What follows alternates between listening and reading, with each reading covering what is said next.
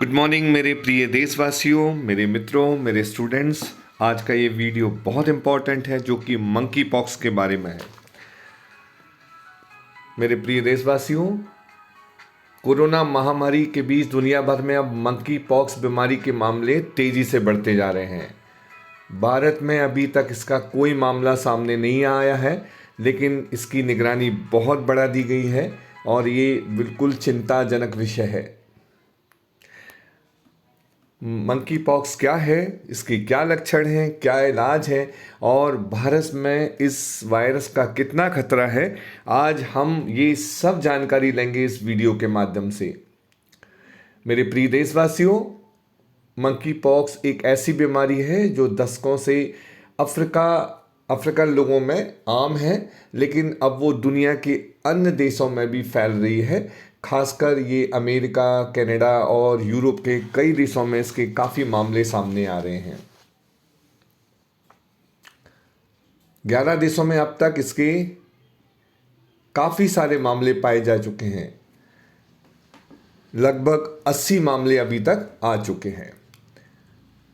हालांकि इस बीमारी का प्रकोप अभी बहुत व्यापक तो नहीं है, लेकिन कुछ देशों में आए नए केस ने लोगों में काफ़ी चिंता पैदा कर दी है। मेरे प्रिय देशवासियों, मेरे मित्रों, मेरे स्टूडेंट्स, इस बात पर जोर देना महत्वपूर्ण है कि मंकी पॉक्स लोगों के बीच आसानी से नहीं फैलता है और आम जनता के लिए जोखिम बहुत कम है। वर्तमान समय में ये वायरस का संक्रमण फैल रहा है, जानकारी अभी कम है, लेकिन संक्रमण के स्तर को देखते हुए डरने की ज़रूरत नहीं है, जैसा कि कोरोना महामारी में देखा गया था। जब कोरोना वायरस का पहला केस सामने आया था तो इसके बारे में कुछ भी जानकारी नहीं थी, लेकिन मंकी पॉक्स एक ऐसी बीमारी है जिसके बारे में पहले से हमें काफ़ी कुछ पता है।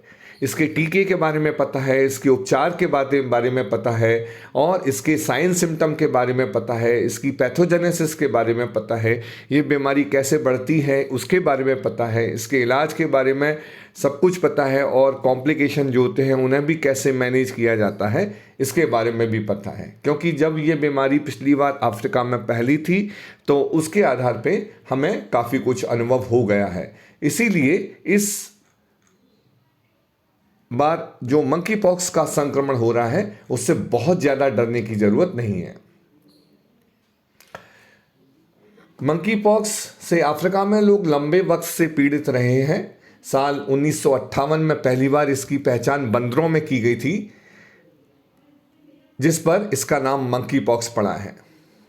मेरे प्यारे देशवासियों, मेरे मित्रों, मेरे स्टूडेंट्स, यूनिवर्सिटी ऑफ रीडिंग में सेलुलर माइक्रोबायोलॉजी के एक एसोसिएट प्रोफेसर हैं जिनका नाम साइमन्स क्लार्क हैं।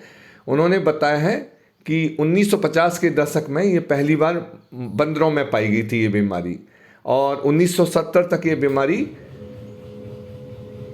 इंसानों में फैल गई थी और इसके अलावा ये बीमारी इंसानों के अलावा कुछ जंगली जानवरों में भी फैली थी। शोधकर्ताओं ने इस वायरस के 2 वेरिएंट की पहचान की है। एक मध्य अफ्रीका का वेरिएंट है जो अधिक लक्षणों वाली बीमारी होती है, जो काफ़ी सीरियस होती है, और दूसरा जो वेरिएंट है वो पश्चिम अफ्रीका में पाए जाने वाला वेरिएंट है जो मामूली लक्षणों वाले संक्रमण का कारण बनता है।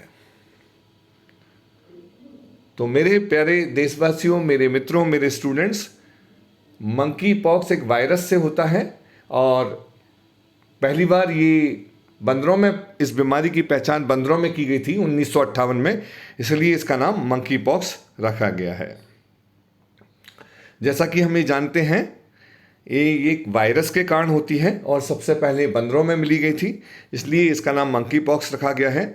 लेकिन इससे सबसे ज़्यादा प्रभावित वो लोग होते हैं जिन कम्युनिटी में अनसेफ सेक्स होता है, means man to man sex होता है और संक्रमित व्यक्ति के द्वारा फीमेल के साथ भी सेक्स होता है, तो ऐसी कम्युनिटीज़ में ये ज़्यादा पाई गई है।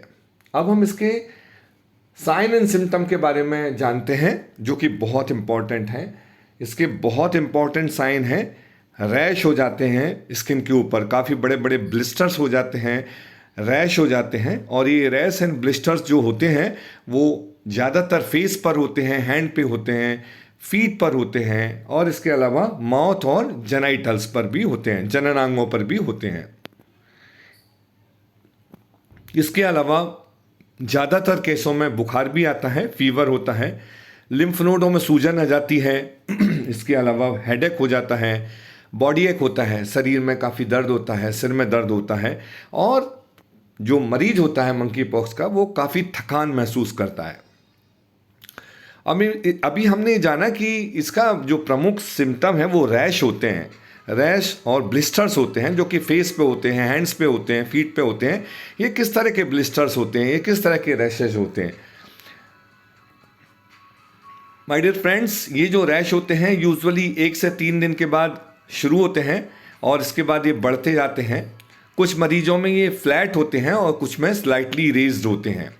और शुरुआत में ये जो स्लाइटली रेज ब्लिस्टर्स होते हैं ये क्लियर फुल फ्लूइड से भरे होते हैं, लेकिन जैसे जैसे डिसीज प्रोग्रेशन होता है, जैसे जैसे बीमारी बढ़ती है, इनमें येलोइश फ्लूइड भर जाता है जो कि ऐसा लगता है, ऐसा आभास देता है इनमें पस भरी हुई है। और इसके कुछ समय के बाद जैसे ही बीमारी और बढ़ती है ये ब्लिस्टर्स और बड़े हो जाते हैं और धीरे धीरे सूख के ये गिर जाते हैं।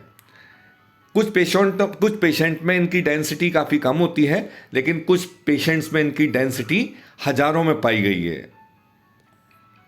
जैसा कि इस फोटो में दिखाया है, देखिए इस स्किन रैश को, ये स्लाइटली रेज्ड है बॉडी सरफेस से। इनिशियली इनमें ट्रांसपेरेंट फ्लूइड भरा रहता है, लेकिन जो कि धीरे धीरे येलोइश हो जाता है, येलोइश क्रीमिश हो जाता है। देखिए इस फोटोग्राफ को भी देखिए मंकी पॉक्स के। इसमें इनिशियली रैश बनते हैं, उसके बाद ये रैश बड़े होने लगते हैं साइज में, फिर इनिशियली फ्लैट रहते हैं, उसके बाद में स्लाइटली स्किन की सरफेस से ऊपर उठ जाते हैं और उसमें एक क्लियर फ्लूइड भर जाता है, जो कि डिसीज प्रोग्रेशन के साथ येलोइश कलर का हो जाता है। और धीरे धीरे बीमारी बढ़ने के साथ ये धीरे धीरे ये जो रैश हैं, ये जो पस्यूल्स हैं, ये सूखने लगते हैं और सूख के धीरे धीरे चढ़ जाते हैं। तब इस पिक्चर में जैसा दिखाया गया है ये ऐसे दिखने लगते हैं। ये देखिए एक पेशेंट है, एक बच्चा है जो 8 से 10 साल, करीबन 4 से 5 साल का है। इसमें देखिए ये सारे स्किन रैशेस दिखाए गए हैं जो कि येलोइश फ्लूइड से भरे हुए हैं, पस्चुलर टाइप का अपीयरेंस दे रहे हैं। धीरे धीरे ये बढ़ती जाती है बीमारी और ये जो पस्चुल्स हैं वो सूखने लगते हैं और धीरे धीरे गिरने लगते हैं। देखिए ये एक और फोटोग्राफ है जिसमें बहुत क्लियरली दिखाया गया है, स्किन पर काफ़ी रैश हो जाते हैं। इस पेशेंट में जो रैश का डेंसिटी है वो बहुत ज़्यादा है और काफ़ी एडवांस डिसीज़ है दिखाई गई है। इस स्लाइड में देखिए एक फोटोग्राफ दिखाया गया है जिस पर पाम पे पस्चुल्स दिखाए गए हैं, बड़े बड़े स्किन रैश दिखाए गए हैं जो कि पस्चुलर लुक दे रहे हैं। ये सब येलोइश फ्लूइड से भरे हुए हैं और धीरे जैसे जैसे बीमारी बढ़ती है वैसे वैसे सूखने लगते हैं और सूख कर गिरने लगते हैं। इस दौरान पेशेंट को बहुत फीवर आता है और बहुत ज़्यादा थकान महसूस होती है। थकान के साथ साथ उसको सीवियर हेडेक होता है और बॉडी एक रहता है। तो ये इसके बहुत इंपॉर्टेंट साइन सिम्टम है। मेरे प्यारे स्टूडेंट्स, ये एक स्लाइड बहुत इंपॉर्टेंट स्लाइड है जो कि क्रस्टिंग फेज को दिखा रही है।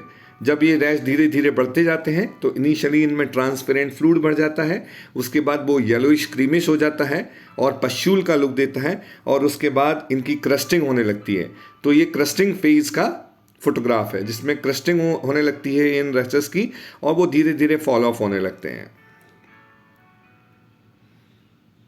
एक काफ़ी सीवियर पेशेंट है मंकी पॉक्स का जिसमें इन पस्चूल्स की डेंसिटी बहुत ज़्यादा है, काफ़ी एडवांस डिसीज़ का फोटोग्राफ है ये। My dear students, my dear friends, मेरे प्यारे देशवासियों, धीरे धीरे इनकी जो पस्चूल्स हैं, जो स्किन रैशेस हैं, धीरे धीरे इनकी तादाद बढ़ने लगती है और 2 से 4 वीक में ये धीरे धीरे कम होने लगते हैं और बाद में ये पूरे सबसाइड हो जाते हैं और इसमें डेथ के चांसेस बहुत ही कम हैं। डेथ के चांसेस मंकी पॉक्स में केवल उन पेशेंट के साथ होते हैं जो शुरुआत से ही इम्यूनो कम्प्रोमाइज्ड हों। इम्यूनो कम्प्रोमाइज मीन्स या तो सीवियर डायबिटीज़ के पेशेंट हैं, अनकंट्रोल्ड डायबिटीज़ के, या फिर सीवियर कार्डियक पेशेंट हैं, या फिर क्रॉनिक रीनल फेल्योर के पेशेंट हैं, जो कि या फिर ऐसे पेशेंट हैं जिनको कैंसर हो चुका है और इम्यूनोथेरेपी वगैरह पे चल रहे हैं, स्टेरॉइड पे चल रहे हैं। तो ऐसे पेशेंट में इसका बहुत प्रॉब्लम होता है, जो कि इम्यूनो कम्प्रोमाइज़ होते हैं और कॉम्प्लिकेटेड होते हैं, उन्हीं में डेथ होने की संभावना है। अदरवाइज मंकी पॉक्स से डेथ बहुत रेयरली नोटिस की गई है। अब हम इसके लैब टेस्टिंग के बारे में जानेंगे। RT-PCR NAT testing, nucleic acid testing एक सबसे बेस्ट टेस्ट है। Nucleic acid amplification test using the real time PCR, this is the best test to diagnose the monkeypox. तो एक ये नेट टेस्टिंग होता है, nucleic acid testing PCR method के द्वारा, वो सबसे अच्छा टेस्ट होता है इसे डायग्नोज करने के लिए। इसके स्प्रेड के बारे में हम पहले ही जान चुके हैं कि इसका स्प्रेड केवल उन्हीं लोगों में होता है, उन्हीं कम्युनिटीज़ में है जिसमें अनसेफ सेक्स होता है, मैन टू मैन सेक्स ज़्यादा होता है, या ऐसे मैन के साथ सेक्स कोई फीमेल करती है जो कि इन्फेक्टेड होता है, तो ही उन कम्युनिटीज़ में इसका स्प्रेड ज़्यादा होता है। तो जहाँ पर अनप्रोटेक्टेड सेक्स है, अनसेफ सेक्स है, उन कम्युनिटीज़ में इसका स्प्रेड बहुत ज़्यादा है। अब एक बहुत ही इंपॉर्टेंट चीज़ मैं बताना चाहूँगा इसके प्रोटेक्शन के बारे में, वैक्सीनेशन के बारे में और ट्रीटमेंट के बारे में। ब्रिटेन की कुछ हेल्थ एजेंसीज हैं, उनका ये कहना है कि मंकी पॉक्स बहुत आसानी से नहीं फैलता, और पिछली बार जब इस बीमारी का संक्रमण फैला था तो एक संक्रमित व्यक्ति से दूसरे संक्रमित व्यक्ति तक इसका जो स्प्रेड रेट था 1 से कम था। इसलिए संक्रमण से फैलने का स्तर इस वायरस में बहुत कम होता है। ये बहुत अच्छी चीज़ है। ज़्यादातर मामलों में एक बीमार व्यक्ति किसी को भी संक्रमित नहीं कर सकता।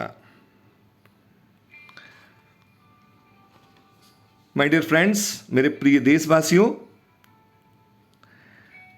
दशकों से एक समुदाय को प्रभावित करने वाला ये वायरस जाना पहचाना है, और इसके टीके के बारे में और इसके उपचार के बारे में हमें संपूर्ण जानकारी है। क्योंकि मंकी पॉक्स वायरस चेचक का कारण बनने वाले वायरस से काफ़ी मिलता जुलता है, इसलिए चेचक के टीकों को भी दोनों रोगों के लिए प्रभावी माना गया है। United state centre for disease control and prevention ने अपनी वेबसाइट पर बताया है कि मंकी पॉक्स के संक्रमण के लिए वर्तमान में कोई विशेष उपचार नहीं है, लेकिन हमें इस उपचार की जो भी अवेलेबल है उसकी पूरी जानकारी है।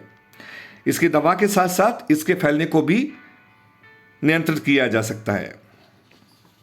बाजार में पहले से दवाएं मौजूद हैं जो पहले से ही मंकी पॉक्स के लिए इस्तेमाल की जा चुकी हैं, जिसका कि हमें अनुभव है और जो कि अप्रूव्ड है, और मंकी पॉक्स बीमारी के लिए काफ़ी प्रभावी रही हैं, जैसे कि सिडोफोवीर, ST-246 एंड